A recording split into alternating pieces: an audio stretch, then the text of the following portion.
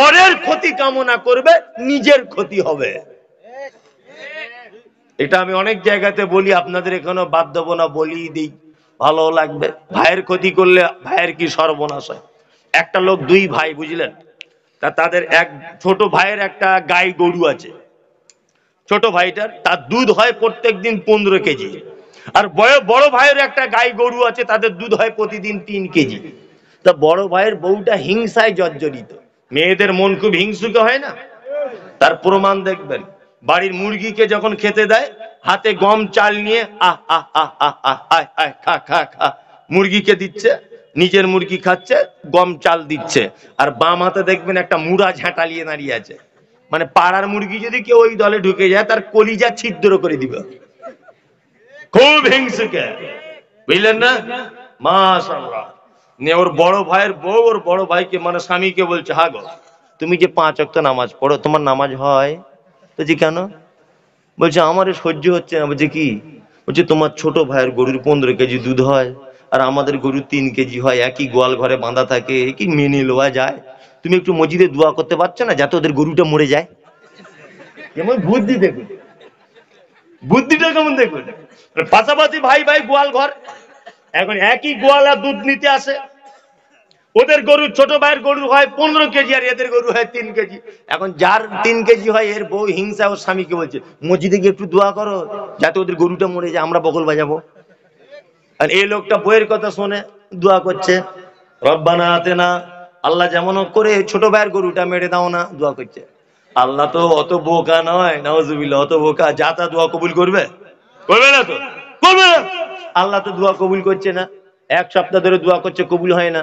তখন ও বাড়ি এসেছে, তোর বউ বলছে, তোমার নামাজে কপালে কালো দাগ, 10 পয়সাও দাম নাই। তোমার নামাজে ঘোড়ার ডিম কবুল হয় না। তোমার নামাজ কবুল হবে তবে তো দোয়া কবুল হবে। বদমাশি জাগাবো না, ভালো করে দোয়া করে যাতে গাইটা মরে তাড়াতাড়ি করে।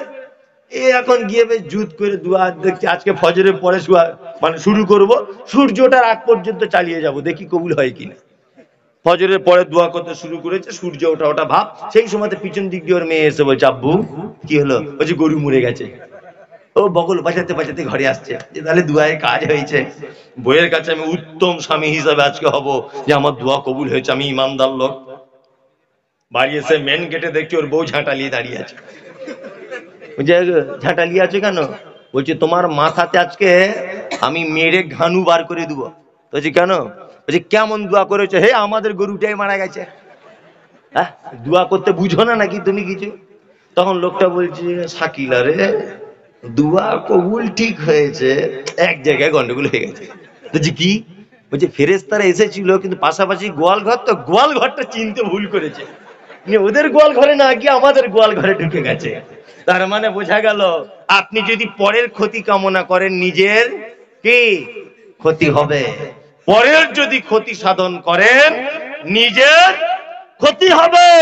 আল্লাহ বলে, আবাউকুম, পৃথিবীর যে যেখানে আছে শুনে রেখে দে, সারা পৃথিবীর সব থেকে বড় সম্পদ সেটা হলো তোমার আব্বা, তারপরে আবনাউকুম, তারপরে তোমার বেটা, ওয়া ইখওয়ানুকুম, তারপরে হলো তোমার ভাই, ওয়া আজওয়াজুকুম, তারপরে হলো তোমার বিবি, ওয়া আশিরাতুকুম, তারপরে হলো তোমার নিকট আত্মীয়, হলো তোমার নিয়ামত, ওয়া আমওয়ালুন ইকতারাফতুমুহা, তোমার উপার্জিত সম্পদ, এটা হলো আল্লাহর দেওয়া নিয়ামত। ওয়া মাসাকিন তারজাউনাহা, আর তুমি যে বাড়িতে থাকো, তুমি যে মার্বেল লাগিয়েছো, এটা আল্লাহর নিয়ামত।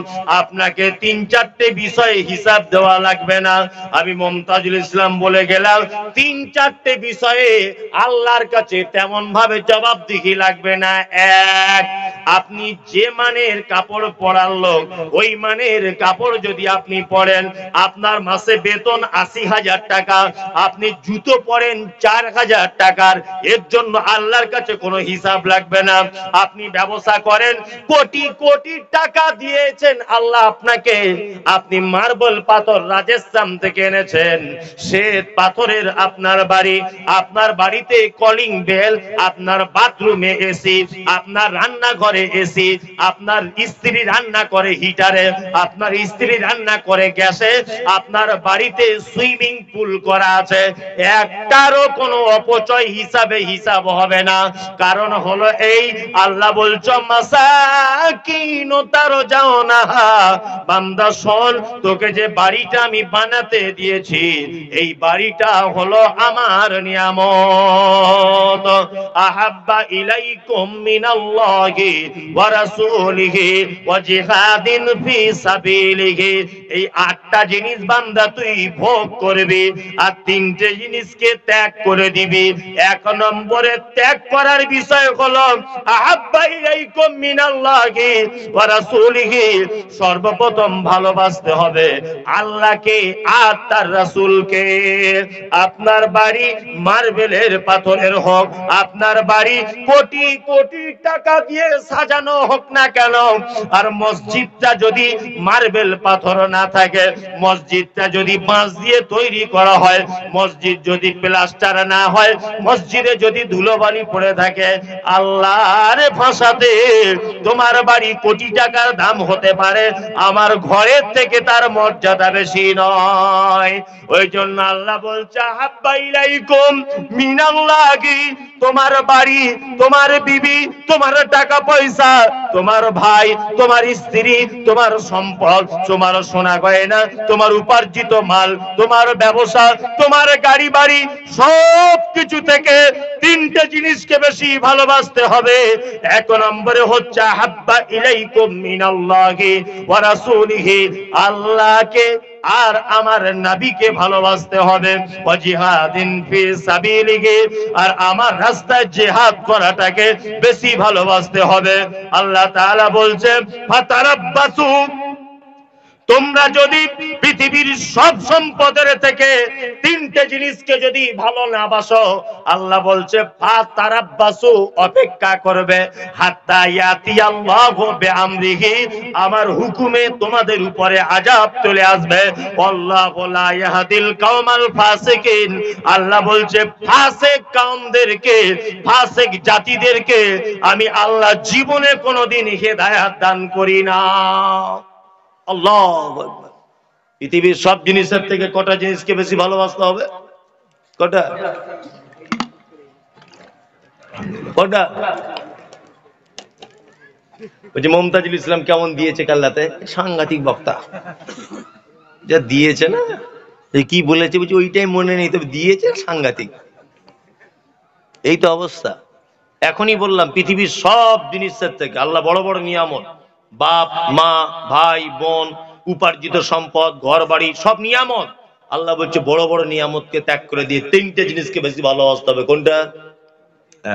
আহাব্বা ইলাইকুম মিনাল্লাহি ওয়া রাসূলিহি, সব মহব্বতের উপরে মহব্বত হতে হবে আল্লাহ তার কে রাসূল। 3 আল্লাহ রাস্তায় জিহাদ করাটা। আল্লাহর উপরে ভালোবাসা আছে? নাই। আছে? আছে? পরীক্ষা করে দেখবো। পরীক্ষা করছি। 1। আচ্ছা বলুন তো ভালোবাসার বহিঃপ্রকাশ কি? ভালোবাসার বহিঃপ্রকাশ বুঝেন? বুঝেন না। ভালোবাসার বহিঃপ্রকাশ হচ্ছে আনুগত্য হয়ে চলা বা আনুগত্য করা। আপনার স্ত্রী আপনাকে বলছে বুধবারের দিন মায়ের বাড়ি যাব, শুনছো? কি বলছে? বুধবারে মায়ের বাড়ি যাব, শুনছো? হ্যাঁ। আপনি বারবার বলছেন মায়ের বাড়ি গিয়ে তো ঠ্যাং ভেঙে দেবো আমি, একদম যেতে পাবি না। আপনি রাজমিস্ত্রি কাজ করেন, ওই ওমরপুরের দিকে কাজে গেছেন কোথাও, ও এই ফাঁকে বুধবারে চলে গেছে। আচ্ছা বলুন তো আপনারও কি ভালোবাসে বলে মনে হয়? না, ও অবাধ্য স্ত্রী। ভালোবাসার বহিঃপ্রকাশ হচ্ছে আনুগত্য করে চলা। তার মানে আল্লাহ কোরআনে যেটা আদেশ করেছে নিষেধ করেছে এইটাকে মানার মাধ্যমে আল্লাহর কে ভালোবাসা পাওয়া যায়, তাই তো? এইবার আপনাদেরকে বলছি আল্লাহর কোরআনের আয়াত আদেশ এবং নিষেধ মানেন? এই এখানে যারা বসে আছেন 5 ওয়াক্ত নামাজ কারা কারা পড়েন? হাত তুলুন তো। 5 ওয়াক্ত সালাত আদায় করেন, জুম্মার দিনের লোক তুলবেন না। 5 ওয়াক্ত। সমীক্ষা করে দেখা যাবে যে 40% লোক পড়ে আর 60% লোক পড়ে না, তাই তো? তাহলে বক্তব্যের সঙ্গে মুনাফিকি করবেন না। প্রথমে হাত তুলেছিলেন, আপনি যেটা বলবেন মেনে নিব, তুলেছিলেন মনে আছে? হ্যাঁ, এখন বলবেন যে ওটা না।